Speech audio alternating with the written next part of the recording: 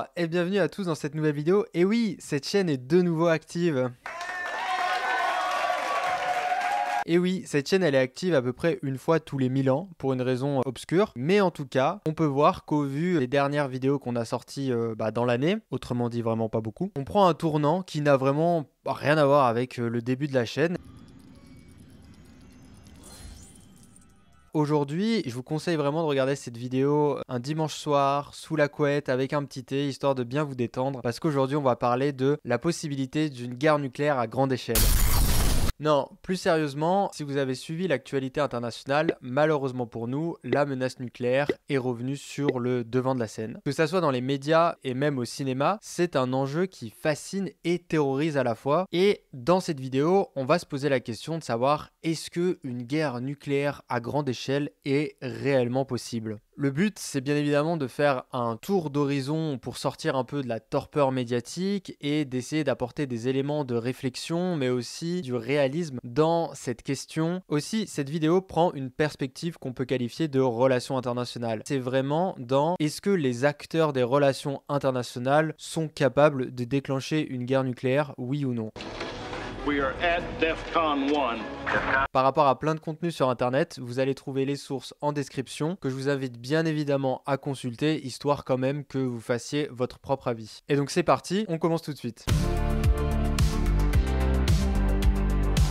Donc, avant de répondre à la question, on peut se poser une autre question en amont qui est de savoir pourquoi l'arme nucléaire nous terrifie autant et pourquoi cette arme est aussi mise sur le devant de la scène. Parce que les bombes nucléaires, et plus vastement les armes nucléaires, ne sont malheureusement pour nous pas les armes les plus destructrices. Ce type d'arme appartient à la catégorie merveilleuse qui s'appelle les armes de destruction massive et qui, comme son nom l'indique, sont des armes de destruction massive. Mais ce sont surtout des armes qui sont normalement proscrites et interdites par les relations internationales, mais il en existe toute une panoplie qui est tout aussi aberrante et tout aussi destructrice. Malgré tout, c'est l'arme nucléaire qui remporte la palme de l'arme la plus terrifiante. Tout simplement parce que c'est une arme dont tout le monde est capable de jauger la capacité destructrice. Ce que je veux dire par là, c'est que en août 1945, quand les Américains décident de larguer 2 bombes, une sur Hiroshima et une sur Nagasaki, ça va faire des centaines de milliers de morts. Pour Hiroshima, c'est 70 000 morts et pour Nagasaki, c'est 35 000 morts. Hop hop hop, petite pause. Juste pour clarifier, les chiffres que vous voyez à l'écran, ce sont le nombre de morts de personnes qui sont décédées lors de l'impact de la bombe, mais aussi dans les mois qui ont suivi à cause des radiations. Je trouvais ça intéressant que vous ayez les deux, c'est pour ça que les chiffres que je dis ne sont pas les mêmes que ceux qui sont montrés à l'écran, mais c'était pas très clair lors du montage. Voilà, on reprend la vidéo. Et pour ces deux événements, ça s'est passé seulement en quelques minutes, voire quelques heures, avec très peu de militaires finalement impliqués directement sur le terrain. Lorsqu'ils ont voulu larguer la bombe sur Hiroshima, c'était seulement 3 avions et aucun décès du côté américain. En termes de rationalité sur le nombre de ressources que ça prend versus le dégât que ça peut faire, c'est complètement déraisonné. Et par exemple, ça a cette image par rapport aux armes bactériologiques ou aux armes chimiques d'avoir un effet instantané. Instantanément, un soleil explose et la mort s'ensuit. Et donc forcément, et à juste titre, c'est extrêmement terrifiant. Donc l'arme nucléaire, en fait, c'est une arme qui a une capacité de destruction monumentale et qui a un coût qui est bien inférieur au nombre de dégâts qu'elle va faire. Tout ça, c'était au début de l'armement nucléaire. La guerre froide est passée par là. Il y a eu des progrès monstrueux dans le domaine de l'armement. Et aujourd'hui, par exemple, on va pas passer en revue l'armement nucléaire, mais il existe les ICBM, donc qui sont les Intercontinental Ballistic Missiles et qui ont une capacité de parcourir 5500 km. C'est presque la distance entre Paris et Montréal. Et pour que vous ayez bien conscience de la capacité destructrice de cette arme-là, je vais vous prendre l'exemple des SNLE, donc les sous-marins capables de lancer des missiles nucléaires. La France, elle possède 4 sous-marins de ce type-là, et chaque sous-marin est équipé lui-même de 16 missiles. Chaque missile peut contenir 10 ogives nucléaires. Donc si vous faites un rapide calcul, chaque sous-marin a 160 ogives nucléaires à bord. Et bien évidemment, chaque tête nucléaire compris dans chaque missile peut viser une cible différente. C'est-à-dire qu'avec un missile, vous pouvez viser 10 cibles différentes. Donc au total, l'arsenal français a 640 missiles nucléaires. Donc 640 cibles potentielles qu'elle peut atteindre à peu près n'importe quand. Parce que bien évidemment, les sous-marins sont parmi les équipements militaires les plus indétectables au monde. Si je vous remplace le mot cible par ville, vous voyez que c'est des millions de morts quasiment. Oh shit, not good.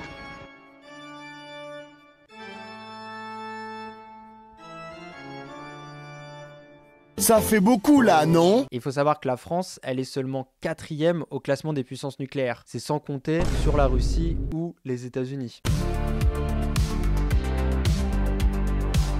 Alors, la question qu'on peut se poser maintenant, c'est pourquoi on s'est toujours pas explosé en miettes. C'est pas l'arsenal qui manque et c'est pas les occasions non plus à travers l'histoire depuis 1945 qui ont manqué. Eh bien, à cause d'un principe, d'une théorie de relations internationales qui pour l'instant fonctionne, qui s'appelle le MAD, la Mutual Assured Destruction, très bel accent anglais, qui veut dire donc la destruction mutuelle assurée. C'est un terme qui a été inventé en 1962 par le stratège militaire Donald Brennan et qui désigne un équilibre qui est quand même relativement précaire, on va pas se mentir, que représentent deux puissances nucléaires à force égale. Une attaque de une de ces deux puissances signifierait la réplique immédiate de l'autre, entraînant ainsi la destruction totale des deux parties, ce qui aurait un effet dissuasif. Et pour l'instant, c'est le cas. C'est-à-dire qu'en gros, les États-Unis ne peuvent pas attaquer la Russie parce qu'ils savent que la seconde où ils vont attaquer la Russie, la Russie va envoyer tout son arsenal nucléaire en réponse et donc les deux parties vont être complètement annihilées et une bonne partie du monde avec. Comme il n'y a aucun gain possible, il n'y a aucun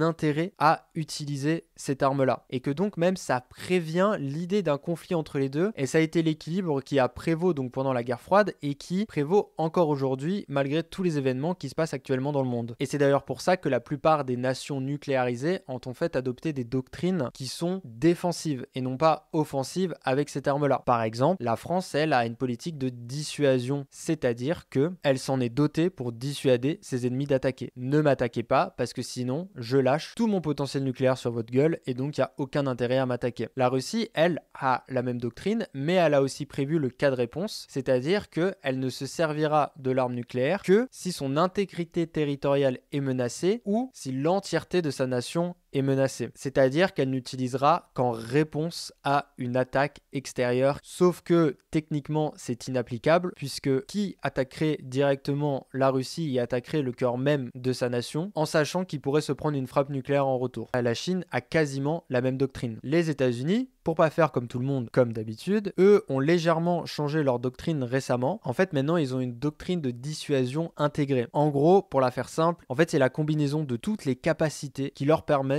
de convaincre un ennemi de ne pas les attaquer ou en tout cas de lui faire comprendre que le coût de ses activités hostiles dépasse largement les gains qu'ils pourraient faire. Autrement dit, ils se réservent le droit de déployer l'arme nucléaire en fonction de l'ennemi qu'ils ont face à lui. Mais ce qu'on peut retenir donc de ces différentes doctrines et du principe du MAD, c'est qu'en fait l'arme nucléaire devient l'arme de dernier recours. Mais alors la question qu'on peut se poser, c'est est-ce que c'est possible de s'en servir? Est-ce que dans les années précédentes et notamment pendant la guerre froide, il y a eu des moments, les conditions ont-elles été réunies et est-ce qu'elles ont amené à une potentielle utilisation?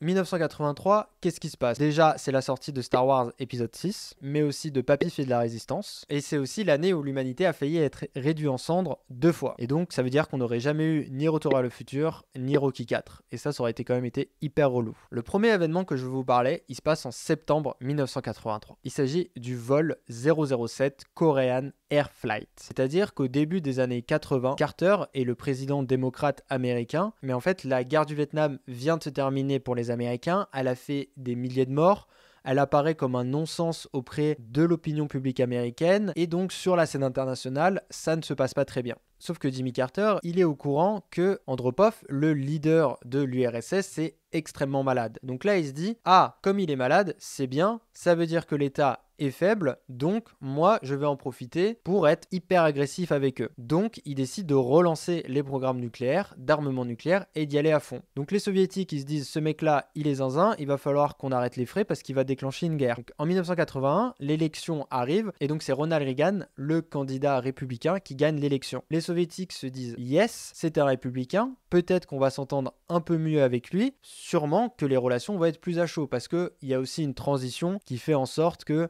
c'est une nouvelle personne, donc on va peut-être pouvoir partir sur de nouvelles relations. Pas du tout, zéro. Ronald Reagan, qu'est-ce qu'il va faire? Il va prendre tout ce qu'a fait Carter en termes d'armement et va le mettre sous stéroïdes. Il va vouloir faire encore plus de développement et plus d'armement. Il annonce le Star Wars programme, qui n'est absolument pas l'idée de faire une suite à la trilogie Star Wars qui vient de se terminer, mais bien de mettre tout simplement des missiles de défense dans l'espace.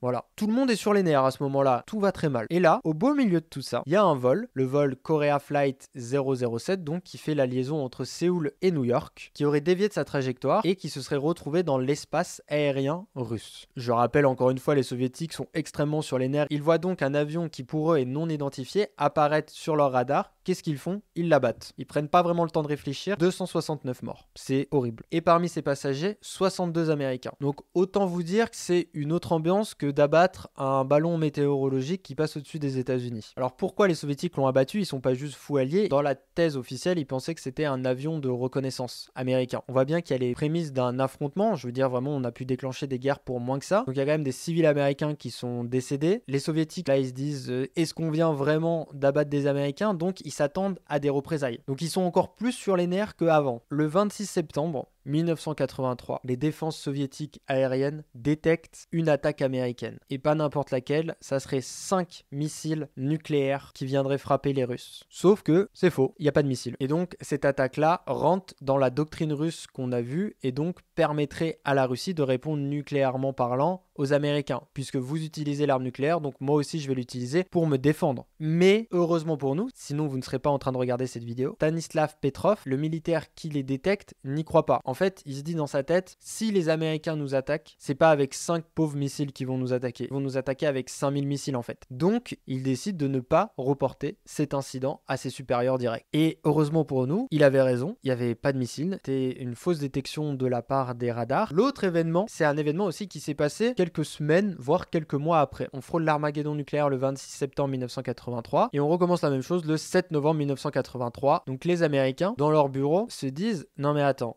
ça va super mal avec les soviétiques. Ces mêmes Américains décident de mener un énorme exercice militaire qui s'appelle l'opération Able Archer, désolé pour l'accent, et qui se veut ultra réaliste. Le concept, il est très simple, c'est tout simplement simuler une attaque contre l'Union soviétique afin d'en tester les systèmes de défense. Voilà, les soviétiques sont au courant de ces manœuvres parce que forcément ça se voit, et donc ils sont hyper inquiets. L'OTAN littéralement se prépare en guerre, quoi. Alors, comment ça s'est résumé? Parce que vous connaissez déjà la fin, étant donné qu'il n'y a pas eu de guerre nucléaire entre l'URSS et les États-Unis, eh bien, ce qu'on a appris, c'est que Melvin Goodman, donc qui est donc le chef et analyste principal de la division des affaires soviétiques de la CIA à cette époque, il a fourni quand même pas mal de détails sur cette histoire-là. C'est quand même un mec qui était au premier rang de l'affrontement URSS-États-Unis durant la guerre froide et il considère que c'est l'événement le plus grave qui s'est passé. L'administration donc de Reagan a fait des manœuvres extrêmement agressive. Donc quand on dit extrêmement agressive, c'est qu'ils ont vraiment testé les radars. Dans certains cas, ils ont fait des manœuvres tellement agressives et ça allait tellement loin qu'ils sont littéralement rentrés dans l'espace aérien soviétique et qui donc ils ont ainsi outrepassé la souveraineté nationale de l'Union soviétique. Ça, en relations internationales, ça peut constituer une déclaration de guerre. En fait, il y a tout simplement l'envoi de bombardiers stratégiques qui ont une capacité nucléaire, on le rappelle, au-dessus du pôle Nord, afin de tester les radars soviétiques. Il y a aussi eu des exercices navals militaires à l'encontre toujours de l'Union soviétique, dans des endroits où les navires américains et de l'OTAN ne s'étaient jamais aventurés aussi loin. Donc, pour un exercice de grande échelle, si jamais les soviétiques calculent mal leurs coûts, ils peuvent considérer que c'est tout simplement pas un exercice, que en fait c'est un exercice déguisé histoire de les attaquer et juste y répondre. C'est-à-dire qu'il y a quand même eu une certaine, on peut qualifier, inconscience de la part des Américains de vouloir faire cet exercice dans le cadre de ce contexte-là.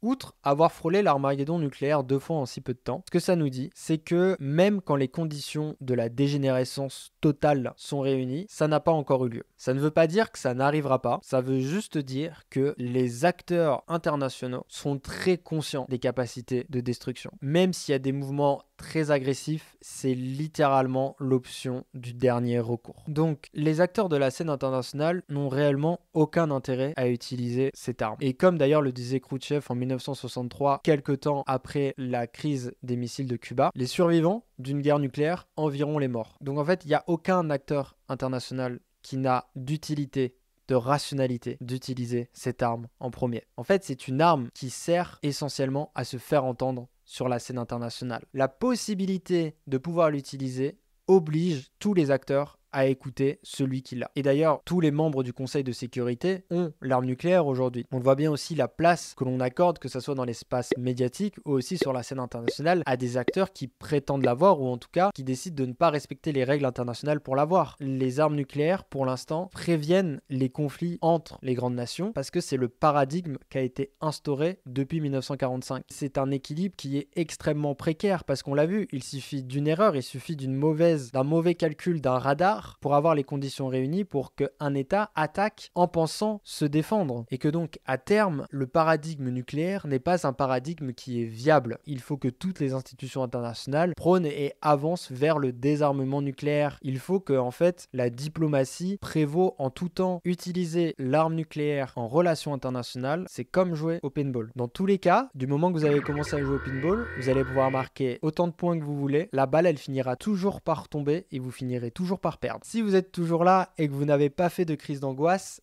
bravo et merci à vous d'être resté jusqu'à la fin de cette vidéo. En fait, ce que je voulais faire, c'était vraiment faire un tour d'horizon sur l'armement nucléaire et la place qu'elle a dans les relations internationales. Moi, je trouve qu'on entend un peu tout et n'importe quoi à ce sujet-là. Il y a beaucoup de médias qui essayent de jouer sur la peur de ça sans jamais le rationaliser, sans jamais essayer d'apporter des faits, sans jamais essayer de comprendre c'est quoi la logique derrière. Et bien évidemment que c'est une logique qui fait extrêmement peur et qui, on espère tous, n'arrivera jamais, mais il faut travailler avec actuellement. Je t'invite bien évidemment à liker cette vidéo, à t'abonner. Je t'invite encore une fois à partager ton avis dans les commentaires. J'ai aussi un podcast qui s'appelle Des bières et débats, qui est dispo sur toutes les plateformes. Et d'ailleurs, sur cette thématique, on avait sorti un épisode en juillet 2023. Et donc, je t'invite bien évidemment, si cette thématique t'a plu, à aller l'écouter. Merci d'avoir suivi cette vidéo et j'espère, on se dit à très vite pour une prochaine vidéo. Bye!